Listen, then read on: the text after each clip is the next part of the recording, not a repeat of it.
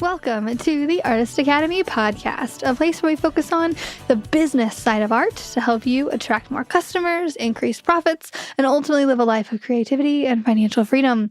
I'm your host, Andrea Earhart, and today we are talking about one of my favorite, it's not like a best kept secret, but it's something that not a lot of people know about. But what would you say if I could promise you that I could magically teleport you into a room full of eligible buyers, people who have the funds to afford your high-ticket items, are looking to buy, and just need to be introduced to your work? Would you be up for it? And spoiler alert, it's not a gallery where they take 40-50% of your profits. You get to keep the whole thing. Every single time I paint at a charity banquet, I'm surrounded by this exact scenario of people flooded around looking to spend money to give to the organization. And no, not every person in the room asks to buy my art. And, not every person falls in love with my unique style, but it's a room full of opportunity that often pays off. Not to mention the fact that donating your time to these events to help them raise money for their organization is a great thing in itself. So first, what is a charity banquet? So every year, a charity will put together an annual fundraising night where they raise the majority of their funding for the entire year in just one night, right? So these charities are nonprofits. A bunch of people do this. I mean, I bet there's a ton in your area that you don't know about, but these organizations, they rely heavily on this one event, and a lot of work goes into it, and it's often themed. Like, I've had some Mardi Gras themes, some animal themes, some just around the world themes, Africa theme. That was fun. I got to wear leopard. And anyway, they consist of guests being fed a really nice dinner while being entertained by music or games or live painting. And this event usually has a lot of important people in attendance. So either people who are known for donating to the community or have the ability to easily do so. So to be blunt, people with money attend these events. And I've been to several of these, and they're basically all similar. And it goes something like this. So the doors open around 6 o'clock. So they usually ask me to get there at about 5:30 or 6 and be ready for the VIP guests that come in first. And then the guests mingle and they bid on these silent auction items until the dinner is ready. So silent auction items are composed of people who have donated or have traded a very little amount for a certain item. So I've seen things like the local power sports company donating four-wheelers, down to little spa baskets by a local spa. And what it's doing there is that spa or that power sports company is promoting their product to all of these people there in exchange for either a really low cost, so the charity will pay a low cost for these items, or they'll just donate it freely. And the purpose of that, of the low cost or the donation, is to help the charity then raise money. So the people there will bid on these items. And it's so crazy. Sometimes it depends on what charity event I go to. Sometimes there's people there who are getting really good deals on these things, and they're paying maybe half the cost of what it would cost. And the charity's still making money. But I've been to some really highbrow ones where it will be double the cost. So I could go out and buy a four-wheeler or something for 10 grand, right?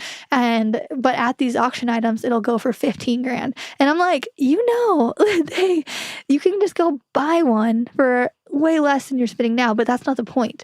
A lot of people that are invited to this, they want to spend money and, get something, but the main thing is to donate to that charity, either because they believe in it or they want to support it in some way or something.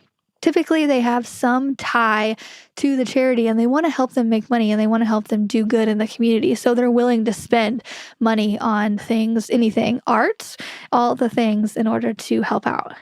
So after the silent auction, sometimes the silent auction goes through dinner, but everybody is fed a really nice meal. Again, it just depends on the level of quality of the dinner, depending on, what event you go to. Some have really great food, and some the food is completely donated. So you're getting really dry chicken or whatever. And anyway, they give people food and alcohol that I've seen a lot of people really liquored up at these things. And so they give out free alcohol typically. And you wonder why, right? Because then they're shown a really heartfelt video explaining what the charity does. So for instance, we're really into Big Brothers Big Sisters. And so you see a really heartfelt video of, the effects of mentoring a child in the community and how you can change a child's life by just donating so that the organization has funding to go out and do the outreach to do this and organize the bigs and the littles, or just a variety of things. Oh my gosh, I just went to one. It was Lost and Found Grief Center, and that was a really hard video to watch. It's a grief center, so it showed a mom. She had just lost her dad and her husband, and her kids were there, and I was just like, ugh, it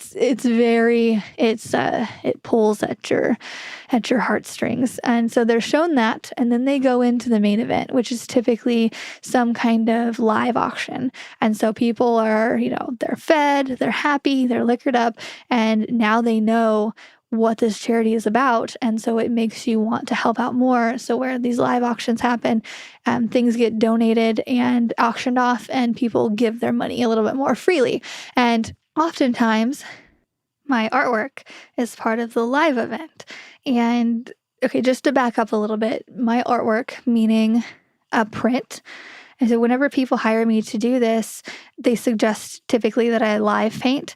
And live painting, in quotations, is me bringing a print of a painting that's already done, maybe one that kind of goes with their theme. They have a bunch to pick from, animals, whatever they think. I just did one for the Lost and Found Grief Center where they chose my rainbow cloud, so the big cloud with the glitter rain coming down.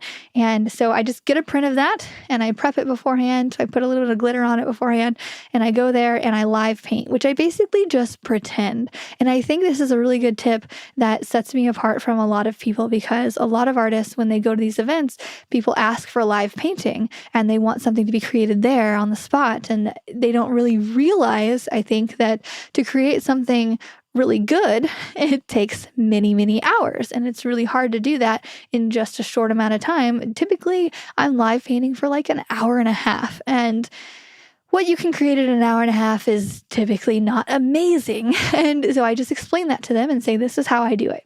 You can pick a print of your choice. You pay for the printing cost. So I have them pay for the printing costs. Sometimes I'll add a fee onto that. And that way I'm not just like getting it printed for free. And typically the fee is for my time. Or if it's an organization that I love, that I have a lot of time spent into, like I'm a big with Big Brothers Big Sisters. So I work closely with that organization. So I don't charge them anything, but I do have them pay for the print costs. That way I'm not out anything. And I will then hand embellish it as a quote live painting aspect of it. And some people will come up and be like, whoa, did you just create that? I'll be like, I'm putting the final touches on it. No, I finished it. I'm finishing it here. And so I don't necessarily lie to people, but having something there that's impressive brings people over. And since I'm not spending my time creating it there and making sure it looks good and like making sure it gets done before it needs to be auctioned off, I'm able to relax, add some finishing touches to it, maybe do a little something with the painting that I've always wanted to do, add a couple elements, but nothing crazy. And that just frees me up to talk to the people who come up. So that way they're not just watching me. We can have a conversation and I can say, yes, I'm a local artist. I do this and that. And you've seen my work here and there. And we could have that conversation, and it might spark something of where, oh, can we hire you to do our kid's bedroom or whatever? And I've gotten a lot of work from that. Typically, okay, so when I say a lot, typically I get one customer every time I do one of these things. And almost always, though, it doesn't come right away. Either I'll get a lead right then and they'll end up hiring me a year later, or I'll meet them there and, they'll reach out a couple months later when they're ready. Or oftentimes people will say, oh, we want this. This is what I want you to do. Here you go. And we get their number, and then I set it up the next day.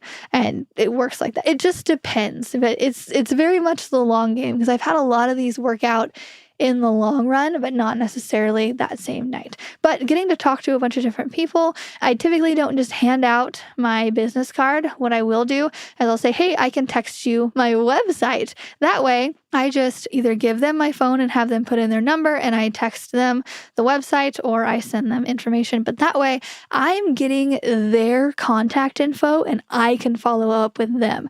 Huge, huge tip. When you just give out business cards, where do they end up? In a bottom of a drawer, thrown away. Maybe they'll reach out. I don't know. But with me having their phone number, if somebody's really interested, they're going to give me their phone number because they want the thing. And I'm able to reach out the next day or the next week to confirm and make sure that's what they want and all of that, rather than just rely on them to contact me, which may or may not happen, right? So big tip. Text them your website, or if you have a contact card, if you have an iPhone, you can just airdrop them your contact card. So, and then you can ask them to airdrop it back. Some people don't know how to do that, but you just go into, I'm pretty sure it's your contacts. You're the first one at the top. Go to your contact, your own contact card, and you can just hit share and you can airdrop it to anybody or text it to them. You can just text them your contact card, and that way it has all of your stuff, your Instagram, your Facebook, all of that stuff on there, and that way they can contact you. And I think that's easier than, not necessarily easier, but more beneficial than doing a business card, because then you have links for your Instagram. They don't have to type anything in. There's your website right there. They can just click on it and see all your stuff, and that's that. And you have their phone number to contact them. So we're there, we're live painting for before dinner. And then once everybody has dinner, typically they'll reserve me a seat too. Sometimes I'll bring my husband as well, and we'll sit down and we'll mingle with the guests, and they'll start the video and then they'll go into the live auction. And that's when I have already given them my painting and they will auction it off, which is a really weird thing, to be honest, because having the whole room see your art, and I'm not big on like being on a pedestal and being the entertainer. I just don't like it. I would much rather just paint in my studio all day and then have things sell and just, okay, bye. And like, I'm not big on being the center of attention. But in this case, I suck it up and I do it anyway. And sometimes they'll call me on stage and sometimes they won't, but they'll just, here locally, I think it does benefit for me to come up and either talk a little bit, or that way they can see the artist. I think that does a lot. I'll go up and hold my painting. They'll talk a little bit about the stuff I've done around town. I've done a lot of street art stuff. And so somebody typically can relate, or somebody has, seen a picture of the stuff I've done at the zoo, and it just has that relatability. And I think that's a big leg up that I have in doing these charity events. And that's one thing that makes my items go for a little bit higher than I think that they normally would have. It's just having that, comparability to, oh yeah, I know her art. Okay, great. Like, she's actually not just a random person. So it gets auctioned off, and literally here in Missouri, it is literally like an auction. So if you've ever heard an auctioneer do his thing where you can barely hear them talk and they go like, I can't even do it. It's so fast, and they're like, oh, they're like 100, 200, 200, 300, like, and it goes up and up and up. And this last time I had a painting go for $9,500. This is a print, mind you, a print. I think I sold the original Glitter Rain for like $500. And I had a print. I hand embellished it, sure. So it's not, just a normal print. They paid for the printing costs and everything. So I'm not out anything, but it goes for $9,500 to somebody. And that's the power of just giving your time, giving your abilities to something, and helping raise money like that. Because I have a goal one day to be able to just raise my hand and donate $1,000 or more to some of these charities. I'm not quite there yet. We donate. It's easy to donate $100. Sure, I will give $100 to a charity. I'll do your raffle, or I'll buy your cookies or whatever. Here's $100. Have fun. But I'm not to the level of just raising my hand and throwing out $1,000 quite yet.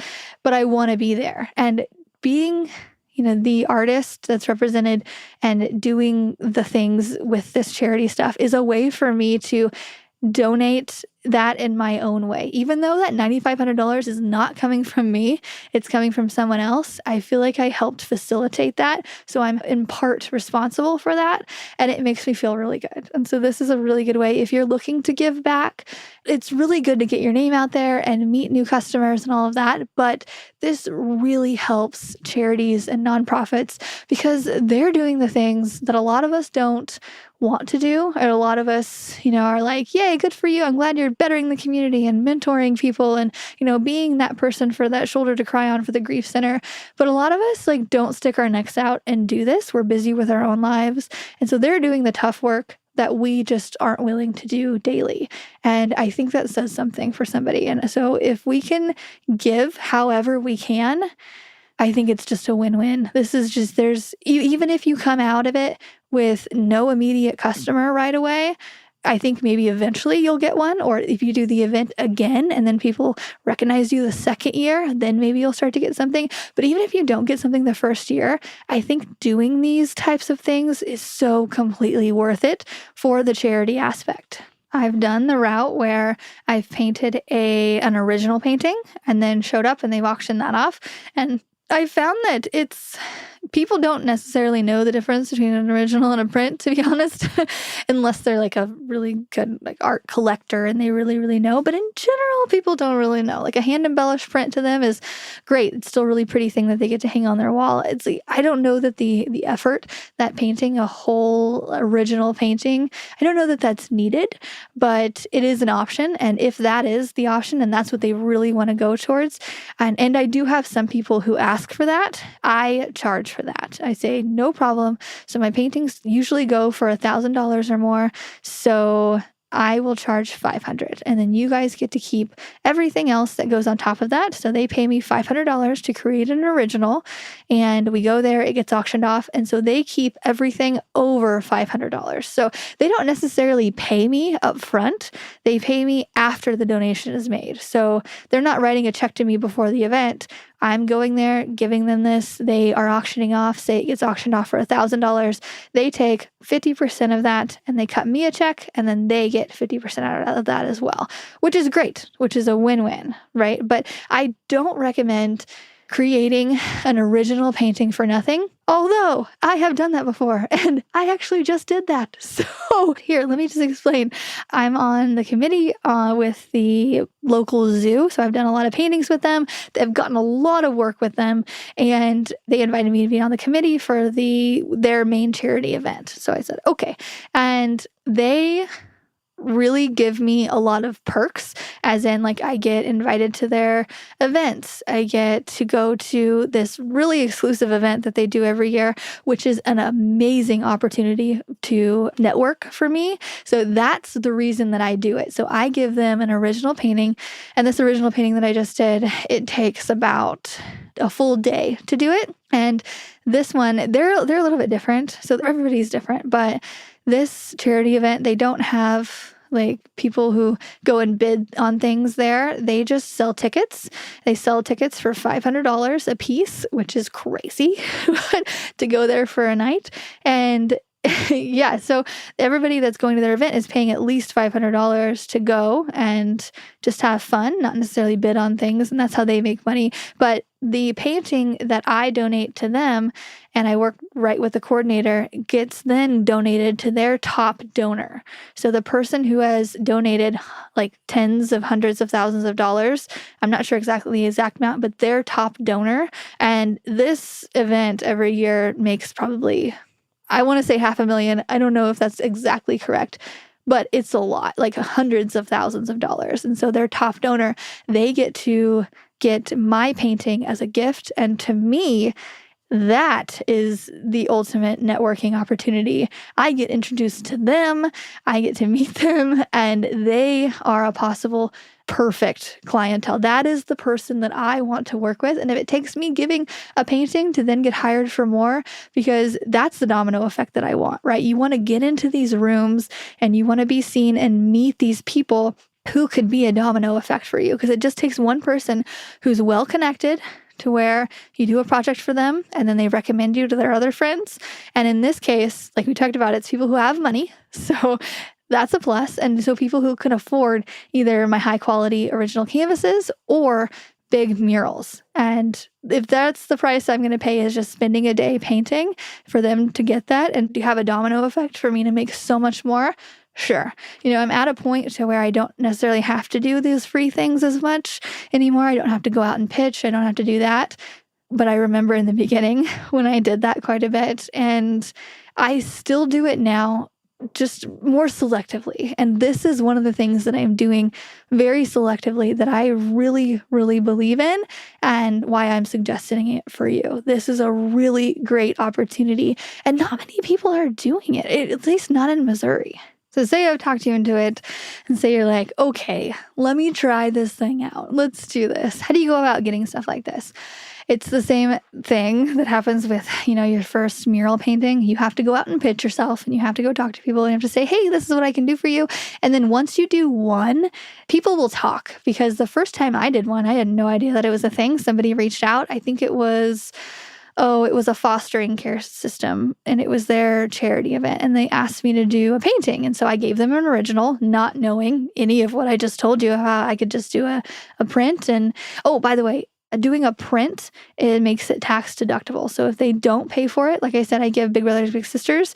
If they don't pay for the print, I can then turn in the cost of that print to my accountant, and it's tax write-off. But however, with an original painting, I can't do that. You just can't do that. I don't know. It's a stupid tax system in the United States that says we can't put a value on our own piece of art. I see why, because I could really say, hey, that painting was $20,000 and have a $20,000 deduction. And it's like, no, you can't do that. I get it. But if the print was $100 to be made, I can then turn in that receipt, and I get immediately tax deducted off of that. So another reason that a print is way better than doing an original. Plus, it just saves you time. So if you're wanting to get into this, ask around to some of your friends. Maybe they're involved in a charity. Maybe they have a certain one around town that they really recommend, or just look within yourself and say, would I relate more to a charity that helps foster care or victims of such and such, or, the Grief Center or Big Brothers Big Sisters? I'm a big advocate of that one.